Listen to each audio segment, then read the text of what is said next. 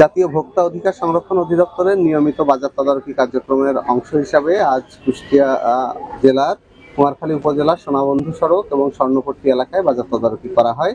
এই সময় বিএসটিআই কর্তৃক নিষিদ্ধ কিছু কসমেটিক্স ব্যবহার করার জন্য 2টা কসমেটিক্সের দোকানকে এবং পোড়া তেল দিয়ে খাদ্যপণ্য তৈরি করা এবং প্রসেস খাবার ফ্রিজে সংরক্ষণ করার অপরাধে 2টা হোটেলকে এবং মূল্য তালিকা প্রদর্শন না করার জন্য একটি চালের দোকানকে জরিমানা করা হয়।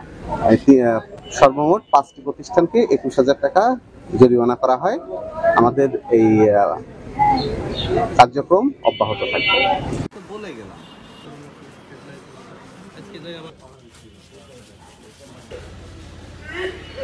নিষিদ্ধ, আপনি জানেন, নিষিদ্ধ জানার পরে আপনি দোকানে আনছেন কেন?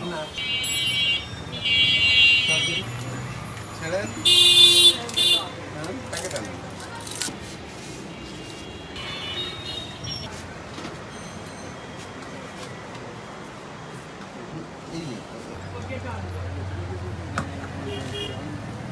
ব্যবসা করতে হবে, তাকে তো করতে হবে, বুঝতে হবে, ঢুকতে হবে। কিন্তু প্রত্যেকের দোকানে আপনি এরকম পাবেন,